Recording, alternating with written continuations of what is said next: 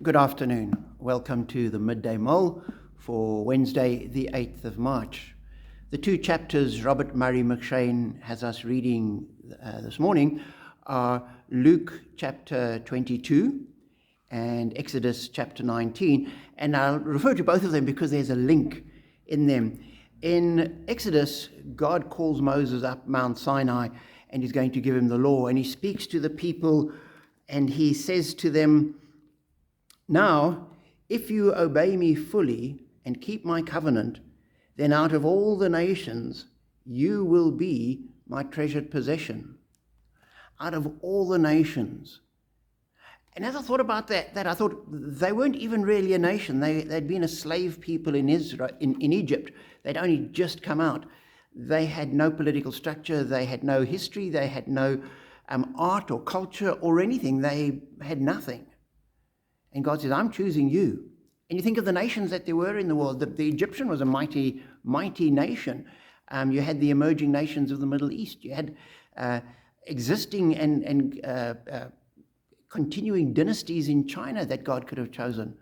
But he chooses this almost unpromising bunch of people. And we know just how unpromising they are if you keep reading, because they keep on turning away, and yet God keeps holding on to them. It's quite amazing. And you look and you think, surely that's grace. And we see the same thing in the New Testament. In chapter 22 of Luke, we have the Last Supper. And Jesus has just shared the Last Supper, the bread and the wine with his disciples. And Luke records, "Also, a dispute arose among them as to which of them was to be considered the greatest." You think, did they not get it? They missed the boat, they missed the point.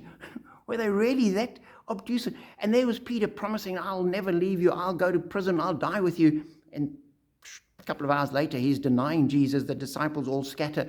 A really unpromising bunch of people.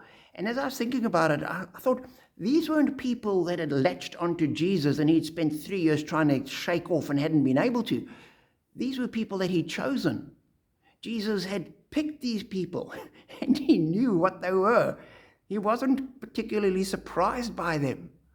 And that just, again, amazed me. That's the grace of God, that he works with not just the great and the good, but he picks and he works with the least and the most vulnerable and the least able. And he works and he molds and he shapes and he can use people like us. What an amazing God. What grace, what compassion, what love, what generosity. And this is the God we serve.